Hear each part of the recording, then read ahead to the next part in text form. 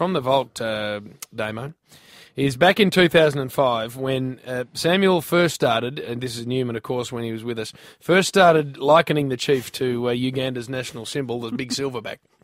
I think Chief's happier with it now, but back then, when it was first introduced, fair to say, Chief, you weren't overly enamoured with the likeness. Are you going here? Oh, Chief, it's from the vault. It's I nothing to do with me. I would listen to Gaz right now. I wouldn't do it, Jim. Timmy, I might get out of the building. let's just get the segment opener started here first. Triple M footy from the vault.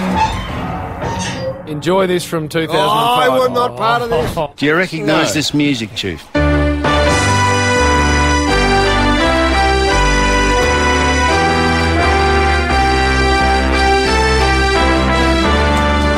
It's your national anthem.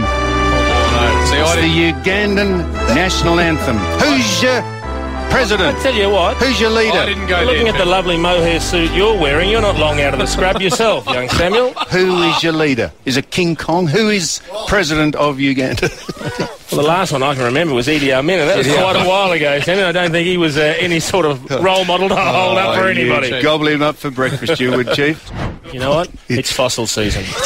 And I got a hankering for a serious trophy fossil to hang on my wall. You do the greatest impression of a Hessian sack that I've ever seen. I don't understand how a couple of those organs are still breathing life into what's left of that rotting carcass that is surely on borrowed time ahead of a cremation or a burial at some stage in the near future.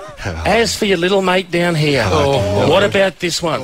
Here we go. What about the one pale, polio-ridden little Skeletor, bespeckled with moles and warts and all sorts of growths over that frighteningly little frail thing that he calls a body, whose star has been flying for about a second and a half and thinks he's God's gift. He thinks he's purging rose-smelling excrement out of his rear. He reckons he's got the sweetest-smelling freckle in the history of television, this bloke.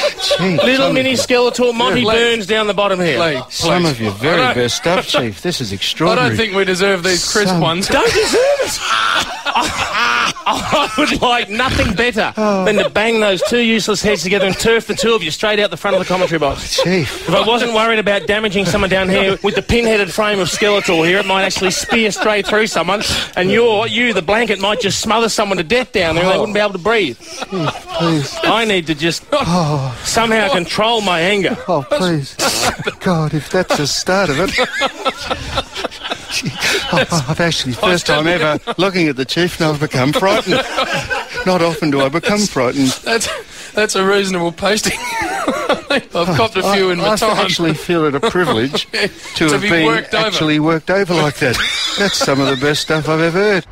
I can't remember copping that much myself in the middle of that. How did it swing from the Foss, who was rightfully wearing one, to a good minute and a half on myself? All I can say, Jim, is when you're in the middle of a fierce strafing, there is collateral damage.